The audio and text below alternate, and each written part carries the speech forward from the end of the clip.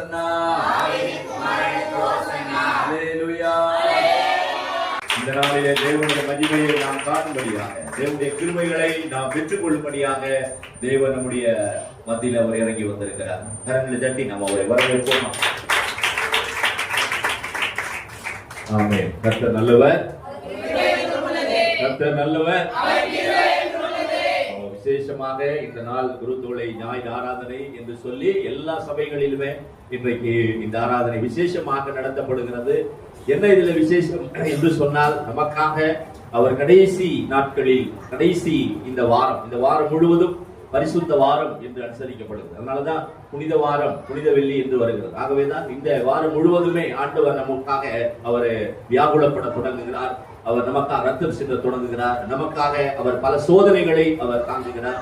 விசேஷமாக அவர் இன்று முதல் கொண்டு அவர் நமக்காக அவர் தன்னுடைய கடைசி பிதாவுடைய சித்தத்தை நிறைவேற்றுகிற வேலையில அவர் வந்திருக்கிறார்.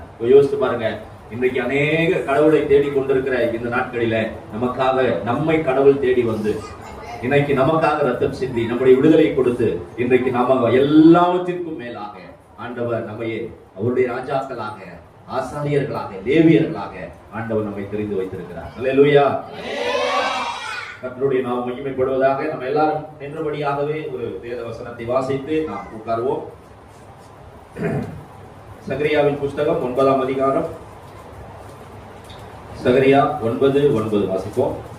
9:10 9ஆம் அதிகாரம் 9-10 வசனங்களை நம்ம எல்லாரும் சேர்ந்து நம்ம வாசித்து நாம் பார்ப்போம். எடுத்துட்டீங்களா? எடுக்காதவங்க பக்கம் சொல்லுவோம். ஓகே, எல்லாரும் சேர்ந்து வாசிப்போமா? சீயோன் குமாரத்தியே மிகவும் களிகூரு, எருசலேம் குமாரத்தியே இதோ உன் ராஜா உன்னிடத்தில் வருகிறார். நீதி உள்ளவரும் ரட்சித்தவரும் வாழ்வை உள்ளவரும் கழுதை மேலும் கழுதை குட்டியாய மறியின் மேலும் ஏறி வருகிறவருமாய் இருக்கிறார். எப்பிராயீமினின்று ரதங்களையும் எருசலேமினின்று அற்றுப்போக பண்ணுவேன். யுத்தமில் இல்லாமல் போகும். அவர் ஜாதிகளுக்கு சமாதானம் கூறுவார். அவருடைய ஆளுகை ஒரு சமுத்திரம் தொடங்கி மறு சமுத்திரம் வரைக்கும், நதி தொடங்கி பூமியின் எல்லைகள் பரியந்தமும் செல்லும். அல்லேலூயா, அல்லேலூயா. அது 11-12 வாசித்து பாருங்க. எல்லாரும் சேர்ந்து வாசிப்போம். உனக்கு நான் செய்வது என்னவென்றால், தண்ணீர் இல்லாத குழியிலே அடைக்கப்பட்டிருக்கிற உன்னுடையவர்களை நான் என் உடன்படிக்கையின் ரத்தத்தினாலே விடுதலை பண்ணுவேன். நம்பிக்கை உடைய சிறைகளே அதனுக்கு திரும்புங்கள். இரட்டிப்பான நன்மையை தருவேன், இன்றைக்கே தருவேன். எத்தனை பேர் விசுவாசிக்கிறீர்கள்? இரட்டிப்பான நன்மையை தருவேன், என்றைக்கு தருவேன்? இன்றைக்கே தருவேன். பக்கத்துல கைப்பிடி சொல்லுங்க. நம்பிக்கை உடைய சிறைகளே, நீங்க சிறைப்பட்டிருந்தாலும், எந்தவித ஒரு சிறையிருப்பாக இருந்தாலும் நம்பிக்கையோடு வந்திருக்கிறீங்க. கர்த்தர் உங்களை பார்த்து சொல்லுகிறார், அரணுக்கு திரும்புங்கள், சபைக்கு திரும்புங்கள், இரட்டிப்பான நன்மையை தருவேன், இன்றைக்கே தருவேன். அல்லேலூயா. உட்காரு. நாம் வசனத்திற்கு நம்முடைய கவனத்தை திருப்புவோம். வாசிப்போம். சகரியா 9ஆம் அதிகாரம் 9வது வசனத்தை வாசிப்போம். சீயோன் குமாரத்தியே மிகவும் களிகூரு, எருசலேம் குமாரத்தியே இதோ உன் ராஜா உன்னிடத்தில் வருகிறார். பக்கத்துல கைப்பிடி சொல்லுங்க. இதோ உன் ராஜா உன்னிடத்தில் வருகிறார். உன் ராஜா, உன்னை உண்டாக்கினவர், உன்னை சிருஷ்டித்தவர், உன்னை ரட்சித்தவர். இதோ உன் ராஜா உன்னிடத்தில் வருகிறார். அல்லேலூயா. இரண்டாவது வேதத்தில் வாசிக்கிறோம், அவர் எப்படி வருகிறாரா? அவர் நீதி உள்ளவரும் ரட்சிக்கிறவரும் தாழ்மை உள்ளவரும். முதல்ல யார் அவர்? இரண்டாவது, மூன்றாவது தாழ்மை. தாழ்மைக்கு அடையாளமாக அவர் எதிரே வருகிறார்? கழுதை. ராஜா எதிரே வருவாங்க? குதிரையில வருவாங்க, ரதத்துல வருவாங்க இல்லையா? ஆனா இந்த ராஜா எப்படி வராரு? கழுதையின் மேலே வருகிறார். ஏனென்றால் அவர் மிகவும் தாழ்மை உள்ளவராக வருகிறார். சோ அதுதான் ரொம்ப முக்கியம். ரைட். இப்போ இது தீர்க்க தரிசனம். ஆண்டவராகிய இயேசு கிறிஸ்துவினுடைய பிறப்புக்கு முன்பதாக, கிட்டத்தட்ட 500 வருடங்களுக்கு முன்பதாக சொல்லப்பட்ட இந்த தீர்க்க தரிசன வசனம் எப்படி நிறைவேறுகிறது என்று நாம் வாசிப்போம். வாசிங்க. லூக்கா எழுதின சுவிசேஷம்,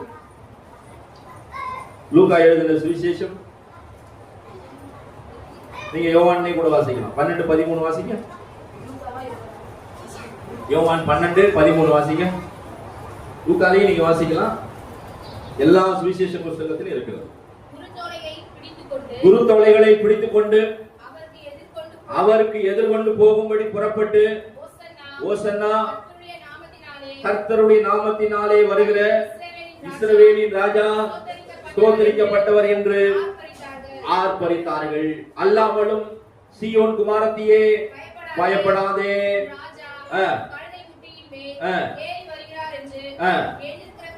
எழுதி இருக்கிற பிரகாரமாக. எங்க எழுதி இருக்கிறது? இப்ப நம்ம வாசித்தீங்களா? அங்க எழுதி இருக்கிறது நிறைவேற வேண்டும் என்பதற்காக இப்பொழுது வருகிறார்.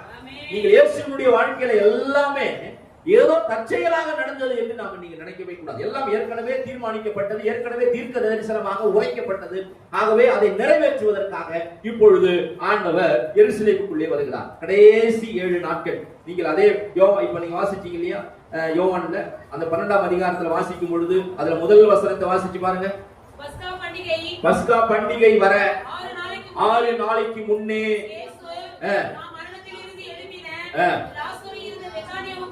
என்ன பண்டிகை வரப்போகிறது? சத்தமா சொல்லுங்க. என்ன பண்டிகை? பஸ்கா பண்டிகையில் என்ன பண்ணுவாங்க? பலி செலுத்துவார்கள். எதை பலி செலுத்துவார்கள்? ஆட்டுக்குட்டியை பலி செலுத்துவார்கள். அந்த பண்டிகைக்கு வர இன்னும் எத்தனை நாள் இருக்கு? 6 நாளைக்கு முன்னே. அப்படின்னா எத்தனை நாள்? 7 நாள். அப்போ இந்த சண்டே, இந்த ஞாயிற்றுக்கிழமை அவர் இப்ப எங்க வராரு? இப்போ எருசலேமுக்குள்ளே வருகிறார். இன்னும் 6 நாளிலே என்ன பண்டிகை வரப்போகிறது? பஸ்கா. பஸ்கா பண்டிகையிலே ஆட்டுக்குட்டி பலியாக வேண்டும். ஆனால் நல்லா கவனிங்க. யோவான் ஸ்நானன் இயேசுவை பார்த்து சொன்னார். அவர் ஞானஸ்நானம் எடுத்து வரும்பொழுது என்ன சொன்னார்? இதோ உலகத்தின் பாவத்தை சுமந்து தீர்க்கிற தேவ ஆட்டுக்குட்டி, இவர்தான் அந்த பஸ்கா ஆட்டுக்குட்டி. அப்ப பஸ்கா பலியிடுகிற அதே நாளிலே யார் பலியாக வேண்டும்? இயேசு பலியாக வேண்டும். ஏனென்றால் இவர்தான் தேவனால் அனுப்பப்பட்ட தேவ ஆட்டுக்குட்டி. இப்பொழுது இது எது எங்கிருந்து தொடங்கி வந்தது என்று பார்த்தால், முதலிலே பஸ்கா பண்டிகை ஆசரிக்கப்பட்டது. முதலிலே பஸ்கா ஆட்டுக்குட்டி அடிக்கப்பட்டது எங்கே? எகிப்திலே. 400 வருஷம் அடிமைத்தனத்திலே இருந்தார்கள். அவர்களை தேவன் என்ன செய்தார்? புறப்பட பண்ணினார், விடுதலை பண்ணினார். அப்ப பஸ்கா என்றால் விடுதலை என்று அர்த்தம். பஸ்கா என்றால் விடுதலை என்று அர்த்தம். ஏன்னா 400 வருஷம் அடிமைத்தனத்தில் இருந்தவங்க என்ன பண்றாங்க? விடுதலையாக்கி கொண்டு வருகிறார்கள். இப்ப மோசே மூலமாக கர்த்தர் தம் ஜனங்களை விடுதலையாக்குகிறார். அதே போல பஸ்கா பண்டிகையின் பொழுது ஒருவரை விடுதலை செய்வார்கள். ஏனென்றால் அதை நினைவில் வைத்துக் கொண்டு, அது ஞாபகமாக. ஏனென்றால் இஸ்ரவேல் ஜனங்களை கர்த்தர் விடுதலை ஆக்கினார் இல்லையா? இப்ப நம்ம ஊர்ல விடுதலை பண்ணுவாங்க. ஐதீகள் எல்லாம் என்னைக்கு? காந்தி ஜெயந்தி அன்னைக்கு. இது நம்ம ஊர்ல. ஆனா இதே இஸ்ரேல்ல இதேதான் என்னைக்கு ரிலீஸ் பண்ணுவாங்க? காந்தி ஜெயந்தி அன்னைக்கு இல்ல, என்னைக்கு? பஸ்கா பண்டிகை அன்னைக்கு. இப்போ பிலாத்து சொல்றான் தெரியுங்களா? இன்னைக்கு என்ன நாள்? பஸ்கா பண்டிகை. இன்னைக்கு நான் ஒருத்தர் என்ன பண்ணுவேன்? விடுதலை பண்ணுவேன். நான் இயேசுவை என்ன பண்ணிடுறேன்? விடுதலை பண்ணி விடுகிறேன். ஏனென்றால் இயேசுவினிடத்தில் எந்த குறையும் இல்லை, நிரூபிக்கப்படவில்லை. நீங்க சொல்றதெல்லாம் பொய் சாட்சியா தான் இருக்கு. எந்த சாட்சியுமே உண்மையாக நிரூபிக்கப்படாதபடினால் நான் இயேசுவை விடுதலை செய்கிறேன் என்று சொல்லுகிறான். உடனே ஜனங்கள் எல்லாரையும், இங்க இருக்கிற வேத பாரகர்கள், பரிசேயர்கள் ஏறி விடுகிறார்கள், தூண்டி விடுகிறார்கள். என்ன சொல்கிறார்கள்? யார் விடுதலை பண்ணுங்கள்? பரபாசை விடுதலை பண்ணுங்கள். இயேசு என்ன பண்ணுங்க? உடனே பிலாத்து சொல்லிட்டா, எனக்கும் இதுக்கு எந்த சம்பந்தமும் கிடையாது என்று சொல்லி அவன் கையை கழுவி விட்டார். உடனே ஜனங்கள் எப்படியாக அவர்கள் கூக்குரல் இடுகிறார்களே என்று சொல்லி அவர்கள் போய் என்ன பண்றாங்க? யூதர்கள் தான் அவரை சிலுவையிலே அறைகிறார்கள். இப்போ அன்றைக்கு பஸ்கா பண்டிகை. அந்த பஸ்கா பண்டிகையில நீங்கள் எல்லா அற்புதங்களும் எகிப்திலே நடந்தது அப்படியே இங்கே நடக்கிறதை நீங்கள் பார்க்க முடியும். அங்கே ஆட்டுக்குட்டி பலியானது, இங்க யார் பலியாகிறது? இயேசு பலியா. அவர் தான் நம்முடைய பஸ்கா ஆட்டுக்குட்டி. அவர் நமக்காக பலியாகிறார். அதன் பிறகு பல அடையாளங்கள் எல்லாம் நடந்தது. அதே அடையாளங்கள் இங்கே நடக்கிறது. அங்கே சூரியன் அந்தகாரப்பட்டது. 3 நாள் என்ன இல்லை, வெளிச்சம் இல்லை. எகிப்துல 3 நாள் எப்படி இருந்தது, இருள் இருந்தது. ஆனா இஸ்ரவேல் ஜனங்களுக்கு வெளிச்சம் இருந்தது. இப்ப அப்படியே இயேசு சிலுவையிலே மரிக்கும் பொழுது எத்தனை மணி நேரம் இருள் உண்டாயிருந்தது? 3 மணி நேரம். 6ஆம் மணி நேரத்திலிருந்து 9ஆம் மணி நேரம் வரைக்கும், அதாவது சாயங்காலம் 3 மணியிலிருந்து 6 மணி வரைக்கும், கிட்டத்தட்ட 3 மணி நேரம் பூமி எங்கும் அந்தகாரம் உண்டாயிற்று. திடீர்னு 3 மணிக்கு எப்படி இருக்கும் வெளிச்சம்? திடீர்னு 3 மணிக்கு பூமி முழுவதும் அந்தகாரம் சூழ்ந்து விட்டது. எப்படி இருக்கும் உங்களுக்கு? என்னாச்சுன்னு தெரியலையே. ஏனென்றால் ஆண்டவராக இயேசு கிறிஸ்து அவர் தாம் விட போகிற கடைசி சொட்டு ரத்தத்திலே அவர் சிந்தி அவர் மரிக்க போகிறார். அது மட்டுமல்ல, நம்ம நினைக்கிற மாதிரி ஆண்டவர் பாத்தீங்கன்னா சிலுவையில் அறைந்தது நீங்க படம் எல்லாம் பார்த்திருப்பீங்க. இயேசு சிலுவையில் அறையும் பொழுது அறைய அந்த நேரத்தில் அவர் முதலாவது ஒரு வஸ்திரத்தை என்ன பண்ணார்கள், கழட்டினார்கள். நான் சொல்றது புரியுதா உங்களுக்கு? அவர் வஸ்திரத்தை கழட்டி அதுல என்ன பண்றாங்க, சீட்டு போடுகிறார்கள். இதுவும் தீர்க்க தரிசனம். என்ன நடந்ததோ அவருக்கு எதுவுமே தற்செயலானது அல்ல, எல்லாம் தீர்க்க தரிசனம் தான். இப்போ ஏன் அந்தகாரம் உண்டாயிற்று என்று சொன்னால், அவர் நிர்வாணமாக சிலுவையில் என்ன பண்ணி கொண்டிருக்கிறார், தொங்கிக் கொண்டிருக்கிறார். யோசிச்சு பாருங்க, நம்முடைய பாவங்களுக்காக முதல்ல பாவம் செய்தது யாரு? நல்லா கவனிங்க. முதல்ல பாவம் செய்தது யார்? பாவம் செஞ்சுட்டு போய் ஒளிஞ்சிக்கிறானா? ஆண்டவர் வந்து கேட்கிறாரா, ஆதாமே எங்கே இருக்கிறாய்? என்ன சொல்றான்? என்ன சொல்றான்? நான் பயந்துக்கிட்டு ஒளிஞ்சிட்டு இருக்கிறேன். ஏன் ஒளிஞ்சிட்டு இருக்கேன்னு சொல்றான்? நான் நிர்வாணியா இருக்கிறேன். நான் நிர்வாணியா இருக்கிறபடினால் நான் போய் என்ன பண்ணிட்டு இருக்கிறேன்? இப்போ ஒளிந்து கொண்டு. இப்ப அவர் கேட்கிறாரு, உன்னை நிர்வாணி சொன்னது யார்? நான் உன்னை எப்படி உண்டாக்கினேன்? தேவ மகிமை உன்னை மூடி இருந்தது. இப்ப நீ அதை இழந்து எப்படி இருக்கிற? நிர்வாண. நல்ல கவனிங்க. இதே நிர்வாண கோலமாக இயேசு நமக்காக சிலுவையிலே தொங்கிக் கொண்டிருக்கிறார். பாவம் செய்தல்ல, நம்ம பாவத்தை சுமந்த வழியினார். நல்ல கவனி. அப்ப இவர் பாவம் செய்து அதை இழந்து விட்டார். இப்போது நம்ம பாவத்தை சுமந்தபடியினால் அவர் எப்படி தொங்கிக் கொண்டிருக்கிறார்? நிர்வாண கோலமாக தொங்கிக் கொண்டிருக்கிறார். இப்பொழுது அந்த மகிமை அவரை விட்டு கடந்து போகிறது. அவரை இந்த உலகம் பார்க்க கூடாது என்பதற்காக பிதாவாகிய தேவன் 3 மணி நேரம் காரிருளை இந்த பூமியில் அனுப்புகிறார், யாரும் பார்க்க முடியாதவரை. உடனே அந்த நேரத்துக்குள்ளதான், அந்த 6 மணிக்கு மேல சிலுவையில் அவர் இருக்கக்கூடாது. ஏனென்றால் 6 மணி முடிந்தால் சூரிய அஸ்தமனமானால் அடுத்த நாள் ஓய்வு நாள் கணக்கு. இப்ப நமக்கு எப்படி கணக்குன்னா, சூரிய உதயத்திலிருந்து சூரிய மறைகிறதா நம்ம கணக்கு. ஆனா இஸ்ரவேல் ஜனங்களுக்கு சூரியன் எப்பொழுது மறைகிறதோ அப்போவே அவங்களுக்கு ஓய்வு நாள் ஆரம்பிச்சிடும். அப்ப வெள்ளிக்கிழமை சாயங்காலம் 6 மணிக்கு அவர்களுக்கு எதை ஆரம்பிக்கிறது? ஓய்வு நாள் ஆரம்பிக்கிறது. அப்ப ஓய்வு நாளிலே அங்கு இருக்கக்கூடாத சரீரம். உடனே போய் யோசேப்பு என்கிற ஒருவன் போய் அவருடைய சரீரத்தை வாங்கி கொண்டு போய் அவனுடைய சொந்த கல்லறையிலே அவன் என்ன செய்யறான்? போய் அடக்கம் பண்ணுகிறான். அல்லேலூயா. வேதம் சொல்லுகிறது, அவருக்கு பிரேத குழிகளை நியமித்தார்கள். அவரை அடக்கம் பண்ணுவது அவர்களுடைய விருப்பம் அல்ல. ஏனென்றால் சிலுவையில் அறைந்தவர்களை அடக்கம் பண்ணக்கூடாது, அது ஒரு சட்டம். ஏனென்றால் சிலுவையில் அறையப்பட்டவர்கள் பாவிகள், அவர்கள் அடக்கம் பண்ணக்கூடாது. அவர்கள் அந்த மலைக்கு பக்கத்திலே, கொல்கொதா மலைக்கு பக்கத்திலே ஒரு பள்ளத்தாக்கு இருக்கும். எப்பவுமே மலைன்னு ஒன்று இருந்தா மலைக்கு பக்கத்துல என்ன இருக்கும்? பள்ளத்தாக்கு இருக்கு. நீங்க இந்த கொடைக்கானல் எல்லாம் போய் பாருங்க, ஊட்டி எல்லாம் போய் பாருங்க, மலைகள், மலைக்கு பக்கத்துல மிகப்பெரிய பள்ளத்தாக்கு. அந்த பள்ளத்தாக்குலே மரித்து போன சரீரத்தை அங்கே தூக்கி போட்டு விடுவார்கள். அங்கே வந்து கழுகுகளும் நரிகளும் என்ன செய்யும்? அந்த சரீரத்தை சாப்பிட்டு விடும். அப்ப வேதம் சொல்லுகிறது, பிரேத குழியை அவருக்கு நியமித்தார். யாருக்கு? ஆண்டவராகிய இயேசுவுக்கு. வானத்தை பூமியை உண்டாக்கின தேவனுக்கு, ஒருவரும் சேரக்கூடாத ஒளியிலே வாசம் பண்ணுகிற சர்வ வல்லமை உள்ள தேவன், மனுஷரால் காணக்கூடாதவர், கண்டிராதவர், அப்படிப்பட்ட தேவனுக்கு இவர்கள் எதை நியமித்தார்களா? தேவ குழியை நியமித்தார்கள். யோசிச்சு பாருங்க. ஆண்டவர் பிதாவாகிய தேவனுடைய சித்தம் என்ன தெரியுமா? அங்கே போவதல்ல, உடனே யோசேப்பு அனுப்புகிறார். யோசேப்பு ஒரு அந்தரங்க சீசனாக இருக்கிறார். இயேசுவுக்கு அவன் யார்? ஒரு அந்தரங்க சீசன். அப்படின்னா என்ன அர்த்தம்? ஏன் வெளிப்படையான சீசனாக இல்லை? வெளிப்படையாக இருந்த சீஷர்கள் ஓடிவிட்டார்கள். இயேசுவை கைது பண்ண பொழுது எல்லா சீஷர்களும் பயந்து ஓடிவிட்டார்கள். ஆனால் இவன் யாரா? அந்தரங்கமான ஒரு சீஷன். ஆனா இவன் வரா. யோசிச்சு பாத்தீங்களா? ஆண்டவரே, நான் உமக்காக நான் மரிப்பேன் என்று சொன்னவன் யார்? ஓடிவிட்டான். நான் அதை பண்ணுவேன், நான் இதை செய்வேன், நான் அதை பண்ணுவேன், நான் அப்படி இப்படி சொல்லுவவர்கள் யாரும் எதுவுமே செய்வது இல்லை. ஒன்றுமே இல்லாமல் அமைதியாக இருக்கிறவர்கள் எழுந்து அவர் வேலையை சைலண்டாக செய்துவிட்டு போய் விடுவார்கள். அல்லேலூயா. திடீரென்று வந்து அவர் கல்லறையிலே போய் வைக்கிறார். நல்ல கவனிங்க. யாருடைய கல்லறையில் அடக்கம் பண்ணப்படுகிறார்? வேதம் சொல்லுகிறது, வேத குழியை நியமித்தாலும் வேதம் சொல்லுகிற அவர் அடக்கம் பண்ணப்பட்ட பொழுது ஐஸ்வர்யவானோடு இருந்தார். அல்லேலூயா.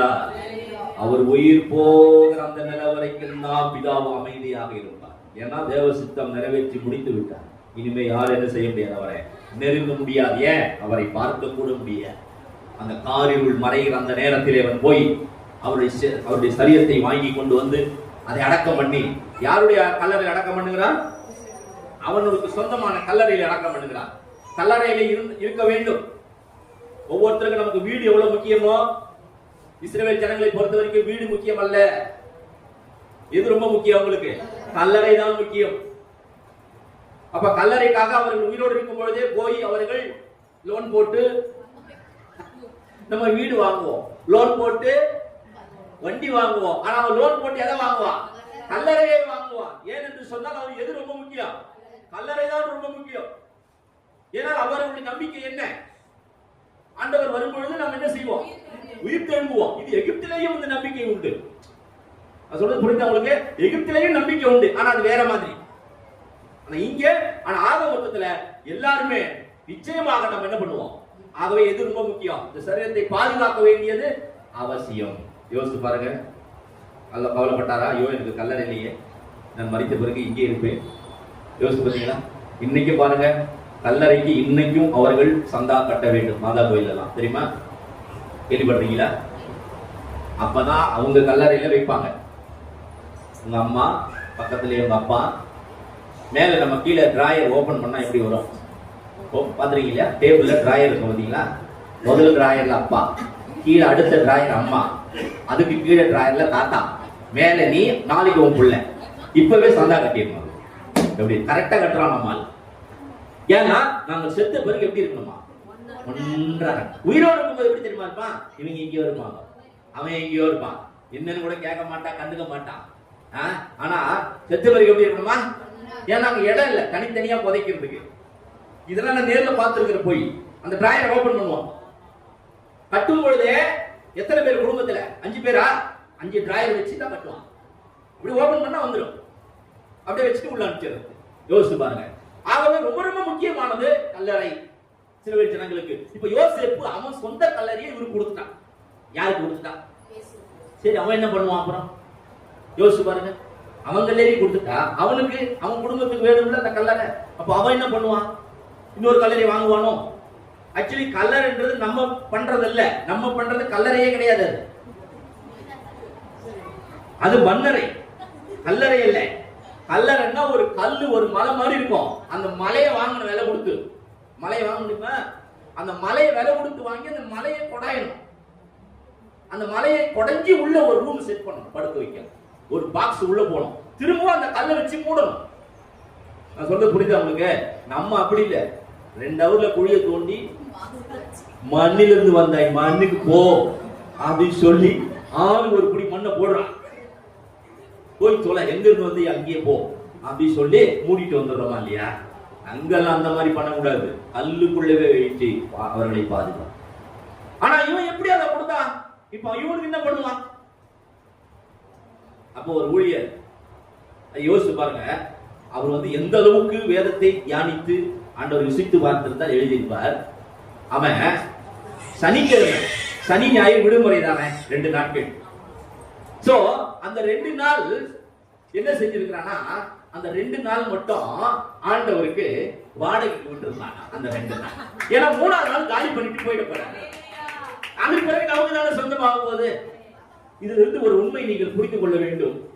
நீ காசு கொடுக்கிறது மட்டுமல்ல, உன் நேரத்தை கொடுக்கிறது மட்டுமல்ல, நீ கல்லறையை கொடுத்தால் கூட திருப்பி உனக்கு அதை கொடுத்து விடுவார். 3ஆம் நாள் என்ன செய்ய போறார்? 3ஆவது நாள் என்ன பண்ண போறார்? அவர் கிளம்பி போயிட்டு போறார். அதுக்கப்புறம் யாருக்குதான்? நமக்கு தான். நான் ஆண்டவருக்கு இதை செய்தேன் அப்படின்னு சொல்ல முடியாது.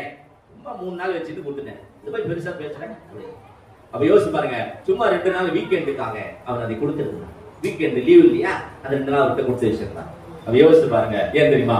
அவனுக்கு தெரியும் அவர்கிட்ட கொடுத்தா அது அவருக்கு தேவையில்லை. சும்மா ஒரு 3 நாளைக்கு தான் தேவைப்படும். ஏன்னா அவன் நம்பினான், அவன் விசுவாசிச்சான். கூட இருந்த சீசர்கள் விசுவாசிக்கல, ஓட்டாங்க. மூன்றாம் நாளில் அவர் உயிரோடு எழும்புவார். அல்லேலூயா. மரணத்தை ஜெயித்து உயிரோடு கூட எழும்புகிற தேவன். அவர் மரணம் அவரை ஆண்டு கொள்ள முடியாது. ஏனென்றால் அவரிடத்தில் என்ன இல்லை? பாவம் இல்லை. பாவம் இல்லாதவரிடத்தில் மரணம் என்ன செய்ய முடியாது? ஆளுகை செய்ய முடியாது. அப்படி இருந்தாலும் அவர் நம் பாவத்தை ஏற்றுக்கொண்டபடினால் நம்முடைய மரணத்தை அவர் ருசி பார்த்தார். அல்லேலூயா. இப்ப எப்படி வராரு உள்ள? எந்த வண்டியில வந்தாரு? கழுதையிலே வருகிறார். எல்லாரும் என்ன சொல்லி வரவேற்கிறார்கள்? குருத்தோலையை பிடித்துக் கொண்டு. எதற்காக அந்த குருத்தோலையை பிடித்துக் கொண்டு அவர் வரவேற்கிறார்கள்? ராஜா ஒரு யுத்தத்துக்கு போய் ஜெயிச்சுட்டு திரும்பி தன் நாட்டுக்கு வரும்பொழுது அவர்களை குருத்தோலைகளை பிடித்து வரவேற்பார்கள். நல்லா கவனிங்க. யூதர்களுடைய பழக்கம் என்னவென்றால், ஒரு ராஜா யுத்தத்துக்கு போயிட்டு வரும்பொழுது அவரை வரவேற்பது, அந்த நாட்டு மக்கள் வரவேற்பார்கள். குருத்தோலைகளை பிடித்துக் கொண்டுதான் என்ன செய்வார்கள்? அவளை வரவேற்பார். நம்முடைய ராஜா வருகிறார் என்று சொல்லி அவரை போற்றி புகழ்ந்து வரவேற்பது வழக்கம். இப்போ இவரு எந்த நாட்டை யுத்தம் பண்ணி ஜெயிச்சுட்டு வராரு? இவர் வரவேற்கிறார்கள். இவர் உலகத்தின் அதிபதி பிசாசை ஜெயிப்பதற்கு வருகிறார். ஒரு நாட்டுக்கு ராஜா இல்ல, முழு உலகத்துக்கு அதிபதி பிசாசை ஜெயிப்பதற்கு வருகிறார். நம்முடைய பாவத்தை சுமந்து தீர்ப்பதற்கு வருகிறார். நம்முடைய மரணத்தை ஜெயிப்பதற்கு அவர் வருகிறார் என்று சொல்லி ஓசன்னா தாவீது குமார். ஓசன்னா அப்படின்னா என்ன அர்த்தம்? ரட்சியும் ஆண்டவரே என்று அர்த்தம். எங்களை ரட்சி. ஓசியா என்றால் ரட்சகன். ஓசியா, ஏசியா, யோசுவா, இயேசு எல்லாம் ஒரே அர்த்தம் தான். மாறு பேர் மட்டும் அப்படி மாறி மாறி வரும். ஆனால் எல்லாமே ஒரே அர்த்தம், ரட்சகர். யோசுவானாலும் ரட்சகர் தான். ஓசியா அப்படின்னாலும் ரட்சகர் தான். யோசப் அப்படின்னாலும் ரட்சகர் தான். அப்ப இது எல்லாத்தையும் நீங்க புரிஞ்சுக்கணும். சோ அது மொழிக்கு ஏற்றது போல பெயர் மாறும். ஆக எங்களை ரட்சியும் என்று சொல்லி அவரை பார்க்கிறார். அவர் வருவது எதற்காகத்தான்? ரட்சிப்பதற்காக. ஆனால் அவர்கள் அந்த நாட்களிலே எதிர்பார்த்தது அந்த நாட்டை ஆளுகை செய்கிற ஒரு ராஜாவாக வேண்டும் என்று சொல்லி. ஆனால் அவர் வந்தது முதலாவது பாவத்திலிருந்து என்ன செய்ய இவர்களை ரட்சிக்க வேண்டும், விடுதலையாக்க வேண்டும் என்று சொல்லி அதற்காக தான் இயேசு வருகிறார். சோ அப்போ நான் புரிந்து கொள்ள வேண்டியது முதல் உண்மை, அந்த குருத்தோலை எதற்கு அடையாளம்? வெற்றிக்கு அடையாளமாக அவரை வரவேற்றார்கள். சரி, அடுத்ததாக குருத்தோலை எடுத்துக்கொண்டு அவரை வரவேற்பது எதற்கு அடையாளமாக இருக்கிறது? வாசிப்போம். லேவியராகமம் 23ஆம் அதிகாரம். லேவியராகமம் 23ஆம் அதிகாரம் 40வது வசனத்திலிருந்து வாசித்து பாருங்க.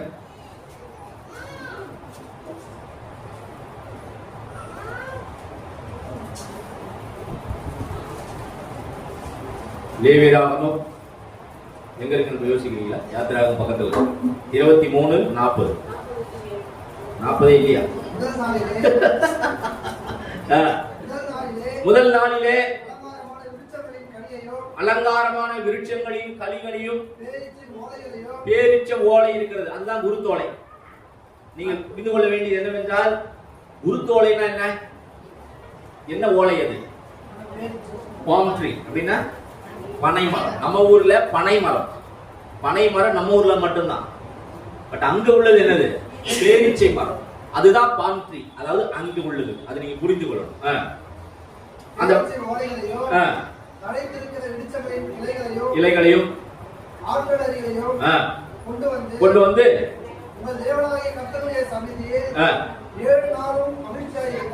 7 நாளும் மகிழ்ச்சியாயிருங்கள். நீங்கள் வருஷந்தோறும் 7 நாள் இந்த பண்டிகையை ஆசரிக்க வேண்டும்.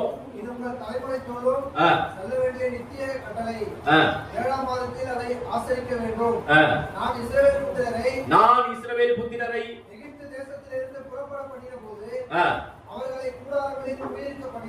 அவர்கள் கூடாரத்திலே குடியிருக்க பண்ணினதை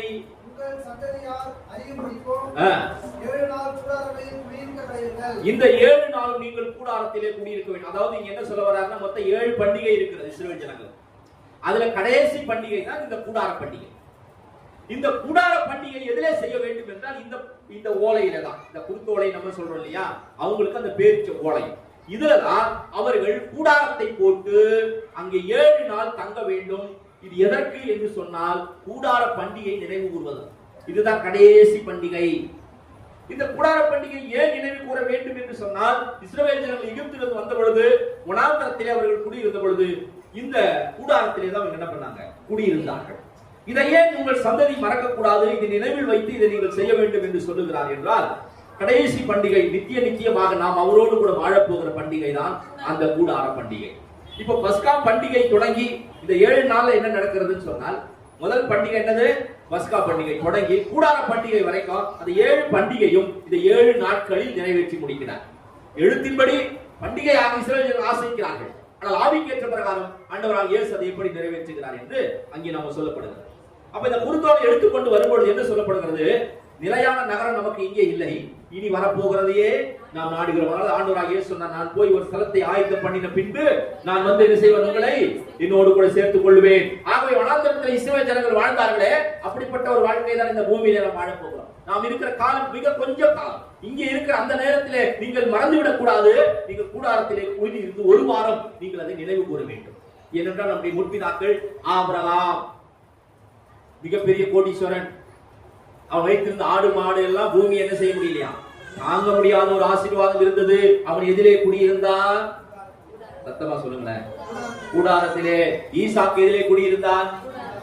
யாக்கோபு எதிலே குடியிருந்தான்? இஸ்ரவேல் ஜனங்கள் வனாந்தரத்தில் எங்கே குடியிருந்தார்கள்? அப்படின்னா அவங்க ஏழைகளா? அதனால இல்ல, அவர்கள் எப்படிதான் குடியிருக்கணும் ஆண்டவர் சொன்னது, கூடாரத்தில் தான் குடியிருக்க வேண்டும். ஆண்டவராகிய இயேசு கிறிஸ்து வனாந்தரத்தில் எனக்கு ஒரு பரிசுத்த ஸ்தலத்தை கட்டுங்கள் சொன்னாரே. எதை கட்ட சொன்னாரு? ஆசரிப்பு கூடாரம். அல்லேலூயா. அப்போ ஏன் என்று இதை சொன்னார் என்றால், இங்கே நீங்கள் வாழ்கிற இந்த வாழ்க்கை ஒரு பூமிக்குரிய கூடாரம்.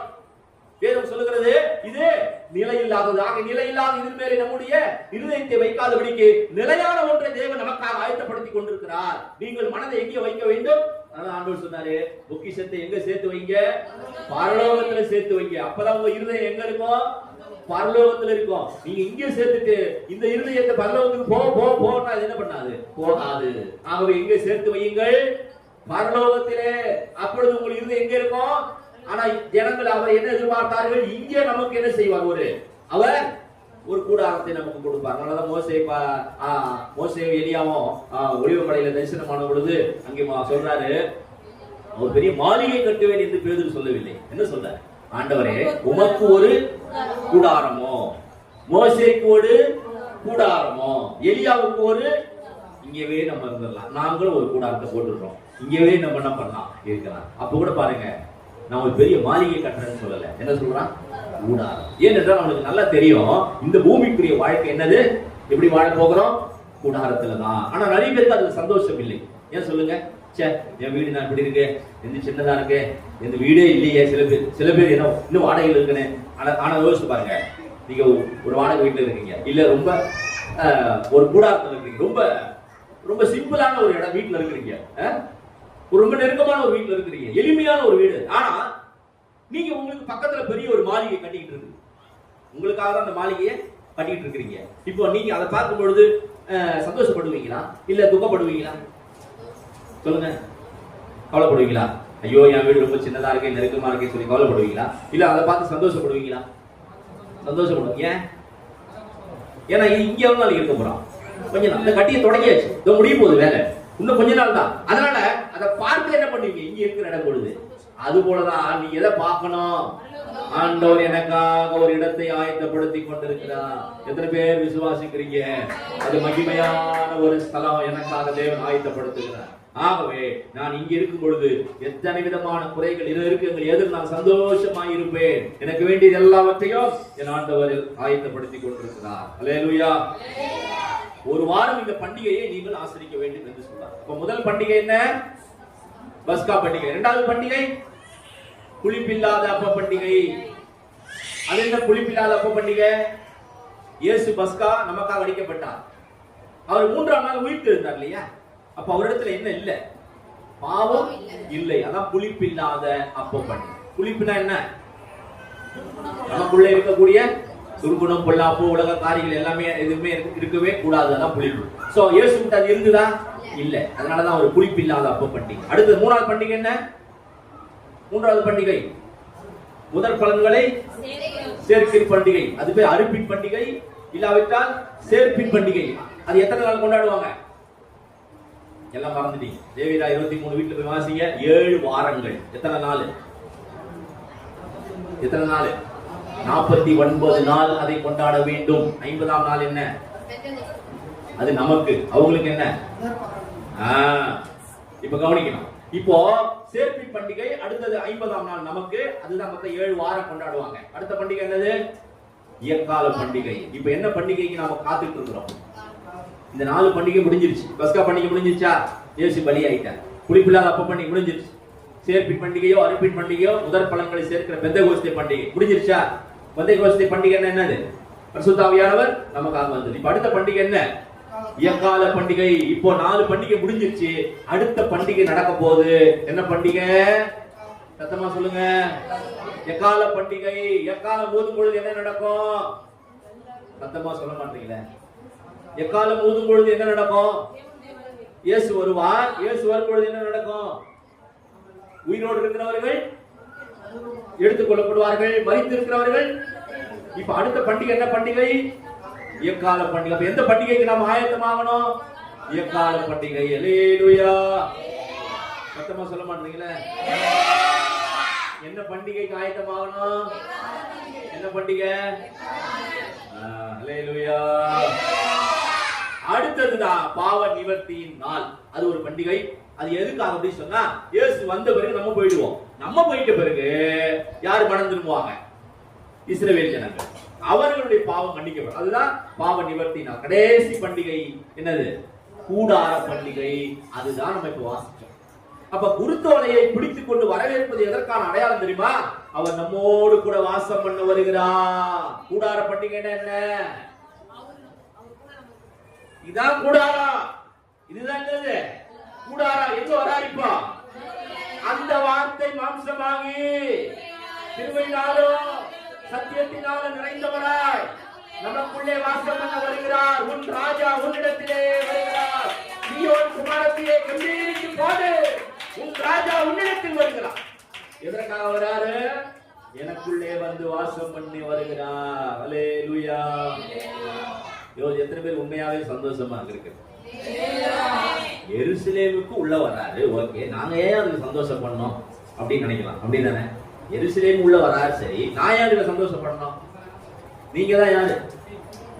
புதிய எருசலேம் யாரு? அது பூமிக்குரிய எருசலேம். அதை விட்டுருங்க. அது 2000 வருஷத்துக்கு முன்னாடி வந்துட்டு போயிட்டாரு. இப்ப நம்ம தான் யாரு? புதிய எருசலேம். இப்ப எங்க வராரு? சீயோன் குமாரத்தியே யார சொல்றாரு? கர்த்தர் சீயோனுக்கு தயவு செய்கிற காலம் வந்திருக்கிறது சொன்னாரே. எதற்காக அதை சொன்னார்? தேவரீர் இறங்கி சீயோனுக்கு இறங்குவீர். இதோ உன்னை பார்த்துதான் சொல்றார். சீயோன் குமாரத்தியே கெம்பீரித்திருப்பாது, கவலைப்படாத, கண்ணீர் படாத, நீ நினைச்சு வேதனைப்படாத, வியாகுலப்படாத. இதெல்லாம் நீ எதுவும் செய்ய வேண்டிய அவசியம் இல்லை. நீ சந்தோஷமாக ராஜாதி ராஜா வருகிறார். அவர் மேல உன் பாரத்தை வைத்து விடு. அவர் எல்லாவற்றையும் பார்த்துக் கொள்வார். எத்தனை பேர் விசுவாசிக்கிறீங்க? அவர் வந்து உனக்கு கூடார பண்டிகை. அதுக்கு தான் அந்த குருத்தோலை. இப்ப நான் சொல்றது புரியுதா? முதல்ல குருத்தோலை எதுக்கு? வெற்றி பவனி. குருத்தோலை எதற்கு? முதலாவது வெற்றி பவனியை குறிக்கிறது. எதுல வெற்றி? எதுல வெற்றி? பிசாசுல வெற்றி, பாவத்துல வெற்றி, மரணத்தை வெற்றி, எல்லாத்தையும் சிலுவையில் வெற்றி சிறந்தார். அல்லேலூயா. வெற்றி பவனியை குறிக்கிறது. இரண்டாவது எதை குறிக்கிறது? குருத்தோலை கூடார பண்டிகை. உன்னோடு கூட வந்து வாசம் பண்ண. கடைசியா ஒண்ணு வாசிச்சு நம்ம முடிப்போம். வெளிப்படுத்தும் விசேஷம் 7ஆம் அதிகாரம். வெளிப்படுத்தல கூட பாருங்க. இதை நீங்க வாசிக்க 7ஆம் அதிகாரம் 9, 10 வாசிச்சு பாருங்க. நான் பார்த்த பொழுது சகல ஜாதிகளிலும் கோத்திரங்களிலும் ஜனங்களிலும் பாசைக்காரரிலும் இருந்து ஒருவனும் எண்ணக்கூடாததுமான திரளான கூட்டமாகிய வெள்ளை அங்கிகளை தரித்து தங்கள் கைகளில் குருத்தோலை பிடித்து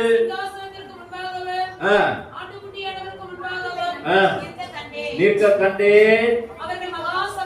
அவர்கள் மகா சத்தமிட்டு ரட்சிப்பின் மகிமை சிங்காசனத்தின் மேல் வீற்றிருக்கிற எங்கள் தேவனுக்கும் ஆட்டுக்குட்டியானவருக்கும் என்று ஆர்ப்பரித்தார்கள். ஆர்ப்பரித்தார்கள் என்ன? ஆர்ப்பரித்தார்கள்னா என்ன? சத்தமா சொல்ல மாட்டீங்களா? ஆர்ப்பரித்து சொல்லுங்க பாப்பா. இன்னும் ஆர்ப்பரித்து, இன்னும் ஆர்ப்பரித்து. இப்படித்தான் உருத்தோலையை பிடிச்சுக்கிட்டு பரலோகத்தில் நின்றுட்டு நம்ம சொல்ல போறோம். இதோ ஆட்டுக்குட்டியானவருக்கு மகிமையும் கனமும் என்றென்றைக்கு உண்டாவதாக. நாம மட்டுமல்ல, பிரதான ஜனம், ஒருவனும் எண்ணக்கூடாத எல்லா ஜாதிகளிலும், எல்லா ஜனங்களிலும், எல்லா பாஷைக்காரர்களும், எல்லா நாவுகளும் அவர் அறிக்கை செய்ய போகிறது. ராஜாதி ராஜா, கர்த்தாதி கர்த்தர், எல்லா கனவும் மகிமையும் ஆட்டுக்குட்டியானவருக்கு அவர் நமக்காக சிலுவையில் வெற்றி சிறந்தார் என்று பாட போகிறோம். வெள்ளை அங்கிகளை தரித்துக் கொண்டு அங்க கேட்கிறார், யார் இவர்கள்? அதுக்கு முன்னாடி 7 வாசிப்பார், வீட்டுக்கு போய் யார் இவர்கள் என்று கேட்கிறார். இதோ வெள்ளை அங்கியை தரித்துக் கொண்டு இதோ நிற்கிறார்களே, யார் இவர்கள் என்று கேட்கும்போது சொன்னார், இவர்கள் மிகுந்த உபத்திரவத்தில் இருந்து வந்தவர்கள். இவர்கள் தங்கள் வஸ்திரங்களை ஆட்டுக்குட்டியின் ரத்தத்தினாலே தோய்த்து வெடித்தவர்கள். யோசித்து பாருங்க, இயேசு கிறிஸ்துவின் ரத்தம் நம்ம என்ன மாத்தி இருக்கிறது? நம்ம என்ன மாத்தி இருக்கிறது? பரிசுத்தவான்களாய் மாற்றி இருக்கிறது. அல்லேலூயா. இந்த குருத்தோலைகளை பிடித்துக் கொண்டு வெற்றி முழக்கத்தை அவர்கள் அங்கே சொல்லிக் கொண்டிருக்கிறார்கள் பரலோகத்தில். இது தரிசனமாக பார்க்கிறான் யாரு? யோவான். இனி சம்பவிக்க போகிறது, இனி சம்பவிக்க போகிறதுனா வெளிப்படுத்தல யாருக்கு காட்டுறார்? யோவான். அந்த யோவானுக்கு காட்டும் பொழுது அது இன்னும் நடக்க போகிறது. அப்ப நடக்க போகிறதை அவனுக்கு காட்டுறான். அது சகல ஜனங்கள், திரளான ஜனங்கள், சகல ஜாதிகள், சகல தேசத்துல இருந்து வந்தவர். அப்படின்னா யாரு? அதுல நீங்களும் இருக்கிறீங்க, நான் இருக்கிறேன். உங்களை பரலோகத்துல இருக்கிறத யோவான் பார்த்துட்டான். நீங்க எப்போ பார்க்க போறீங்க? அல்லேலூயா. நீங்க இங்க இருக்கிறேன்னு இப்ப நினைக்கிறீங்க, ஆனா நாளைக்கு நீங்க அங்க இருக்கிறேன்னு அவரு எப்போ பார்த்துட்டான். நீ இங்க இருக்க வேண்டிய ஆளே இல்லடா. நீ எங்கடா பண்ணிட்டு இருக்க? நீ என்ன பண்ணிட்டு இருக்கிறடா? நீ எங்க போயிட்டு இருக்கிற? நீ என்ன செஞ்சிட்டு இருக்கிற? நீ இங்க இருக்க வேண்டிய ஆளே. பக்கத்துல கை கொடு சொல்லுங்க, நீங்க இங்க இருக்க வேண்டிய ஆளே இல்ல. அதுக்காக நீங்க தப்பா புரிஞ்சுட்டு வராத போயிட்டு நீங்க பக்கத்துல கை பிடிச்சு, நீங்க இங்க இருக்கிற ஆளே, நீங்க சாதாரணமான ஆளே, நீங்க இங்க இருக்கிற ஆளே இல்ல, எங்கேயோ போக வேண்டிய நீங்க எங்க போயிட்டு இருக்கிறீங்க? ஒரு இதுல சொல்லுவாங்கல்ல, எப்படி இருந்தனா, எப்படி இருக்க வேண்டிய நீ ஏன் இப்படி இருக்கிற? ஏன்னா உனக்காக எல்லாவற்றையும் இயேசு சிலுவையிலே வெற்றி சிறந்திருக்கிறார். எல்லாரும் எழுந்து நிற்போமா? தாவீதின் குமாரன், இஸ்ரவேலின் ராஜா நமக்காக வந்து அவர் நம்முடைய பாவங்கள் எல்லாவற்றையும் சுமந்து தீர்த்து அவர் சிலுவையில் வெற்றி பவனி செய்து கொண்டிருக்கிறார். அதனால எல்லாரும் அப்படியே கொஞ்ச நேரம் கர்த்தரை ஸ்தோத்திரம் பண்ணுவோமா? நமக்காக இயேசு ராஜா முன்னே சொல்லுகிறார். எல்லாரும் ஓசன்னா என்று சொல்லி அவரை துதிப்போமா?